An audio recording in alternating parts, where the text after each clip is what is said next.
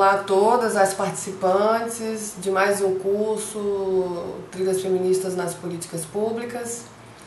Minha participação nesse momento é para destacar um debate importante agora nessas trilhas que o movimento de mulheres e a luta feminista tem construído no Brasil em defesa dos direitos, dos nossos direitos, que é o debate sobre a laicidade do Estado brasileiro.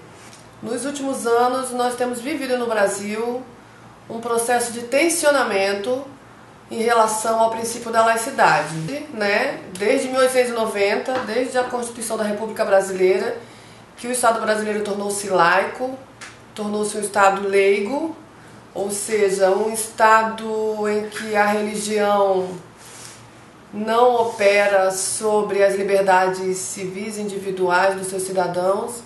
Existe uma separação entre religião e política. É garantida constitucionalmente.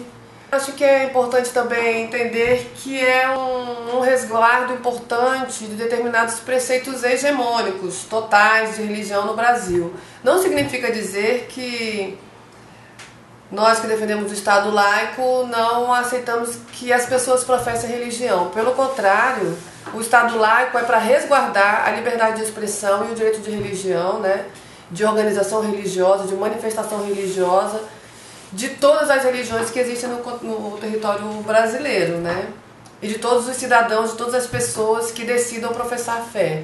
O Estado laico, ele defende que todas as religiões têm um direito e condições e liberdade de expressão.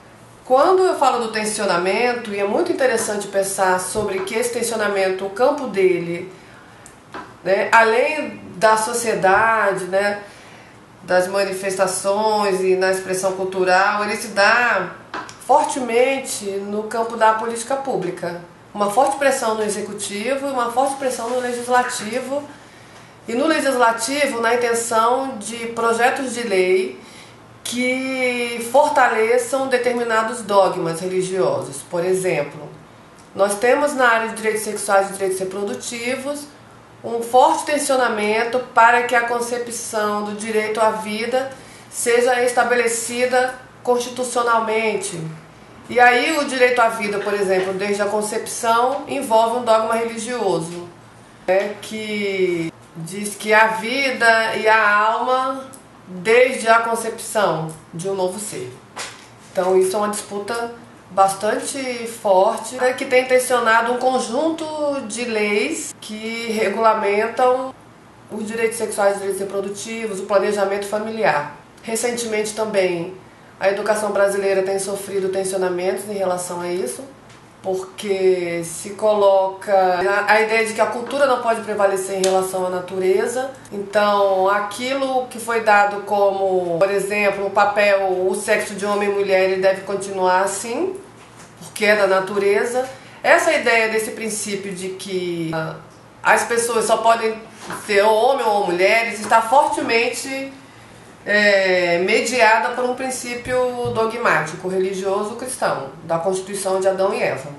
Aí se tenta fazer um corte para que as relações sociais estabelecidas no mundo e na nossa sociedade não interfiram nessa determinação que, sendo natural, ela vem, na verdade, de uma crença religiosa.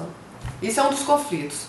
O conflito em relação à laicidade do Estado brasileiro, o conflito hoje que a gente vive, é justamente da tentativa de imposição de alguns grupos religiosos que se dizem hegemônicos, que se dizem maioria da sociedade, de impor justamente esses valores por dentro da política pública. Uma questão interessante também, para que a gente pense a gestão pública, é pensar que o Brasil estabeleceu as políticas universais para toda a população. Quando a gente fala na universalidade, é que é para todos e todas, e não só para uma maioria. Quando é para todas e todos, significa que a política pode atender a quem aceite ou não aquela orientação, digamos, de saúde, que está colocada lá. Uma das questões eu acho que é muito séria, por exemplo, é quando o movimento feminista no Brasil tem feito uma luta bastante forte, qualificada e insistente em relação à legalização do aborto. E quando esses grupos religiosos que se dizem hegemônicos porque dizem que representam a maioria da população se manifestam, eles esquecem do preceito de uma política de saúde que é universal. Então ela, uma vez legalizado o aborto, não significa dizer que ele vai ser compulsório, mas ele vai ser possibilitado para aquelas mulheres que queiram, inclusive a partir de seus preceitos religiosos. Então, se uma mulher cristã que não aceita o aborto, ela não vai fazê-lo, obviamente. Mas uma mulher que não professa religião, que não se organiza na nossa sociedade a partir de um preceito religioso, ela tem todo o direito de decidir se intervém ou não. Então, quando a gente fala na política universal, na política que é para todos, é para os que concordam e os que discordam. Mas hoje existe um tensionamento muito grande em nome dessa maioria. Então, na gestão pública, isso é um risco muito grande, porque em nome de uma maioria da população cristã, nós transformaríamos o Brasil numa sociedade teocrática autoritária, porque a minoria que escapa dessa confissão religiosa seria oprimida por uma política, uma gestão de política pública, digamos, de saúde, por exemplo, em que ela não se vê contemplada. Então isso é um grande risco para o processo de uma gestão pública no Estado democrático, de direito, laico, que a gente gostaria aqui de fazer essa observação, para que vocês possam refletir a respeito desse tensionamento, que ele é importante, ele faz parte de um amadurecimento democrático, de um processo de secularização da nossa sociedade. Ou seja, é importante que a gente dialogue sobre a presença das religiões na política e que a gente possa refletir sobre isso pensando nos riscos de um determinado pensamento hegemônico se transformar num pensamento único. Essa é uma reflexão bastante interessante nesse nosso momento democrático. Mas é importante entender que no atual contexto brasileiro, esse conflito, ele expressa uma meia-verdade. É um tensionamento que ele está sendo pautado, na verdade, por interesses econômicos. A gente precisa entender que o Brasil, em 30 anos, ele veio mudando, né? Ele veio sofrendo algumas transformações. E na última gestão, inclusive, do governo popular e democrático, do governo Lula e agora na gestão da presidenta Dilma, houve uma ascensão do que se chamou de uma nova classe média, aumentou-se índice de consumo de uma camada, né, de acesso a bens de consumo de uma camada da população que estava na linha da pobreza, né, e ascendeu e conseguiu recursos e acessou, né, a comprar carro, geladeira, ter a casa própria. Não é? Essa camada da população também começou a acessar ensino superior, em escolas privadas, mas isso provocou uma mudança interessante. Mas é importante entender que essa transformação, por essa via do capitalismo, né, da sociedade, a cidadania de consumo, que foi uma opção, colocou no Brasil um debate interessante, uma disputa sobre essa parcela, que é dessa concepção desse evangelismo. Então, o evangelismo brasileiro que cresceu nos últimos 5 anos, ele está fortemente fincado nessa transformação econômica, na ascensão dessa camada da população, ele se expandiu também com ela e ele se sustenta também nela. Se sustenta nisso que a gente chama do evangelismo de mercado, na teoria da prosperidade. Esse é um bom ponto de debate e reflexão também para esse curso, para a gente poder fazer um comparativo e olhar a movimentação da sociedade brasileira junto com esse crescimento do evangelismo.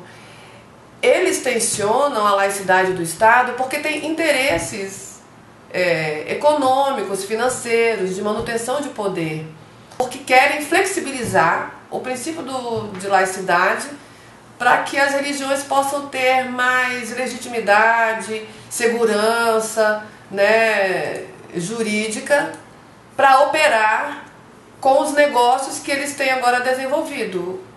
Então, quando eu digo que é uma meia-verdade ou é um falso dilema de que setores da sociedade brasileira são intolerantes à expressão das religiões, a gente também deveria entender que o tensionamento sobre a laicidade do Estado brasileiro, essa tentativa de relativizar o conceito de laicidade, né, aceitando a presença de religiões na política, operando por dentro do Estado brasileiro, ela, por exemplo, não começa com as religiões de matriz africana. Pelo contrário, as religiões de matriz africana hoje elas têm uma ação de reação a essa ofensiva do evangelismo brasileiro, porque elas são religiões que estão sendo atacadas. Se a gente pensar a composição, a formação política e cultural brasileira, a nossa formação, a gente vai entender que o racismo explica bastante essa situação de opressão hoje em que vivem as religiões de matriz africana e porque elas estão sendo atacadas por alguns setores do que a gente chama fundamentalistas desse mesmo evangelismo. Mas é justamente as religiões que estão nesse aparato da expansão do evangelismo brasileiro que tentam tensionar, que tentam relativizar o princípio da laicidade, porque embutido nisso tem esses interesses de mercado, seja na saúde, pela valorização e preconização dos planos de saúde privado, na educação, seja pelo direito para fortalecer um tipo de pensamento na educação brasileira, que ela sim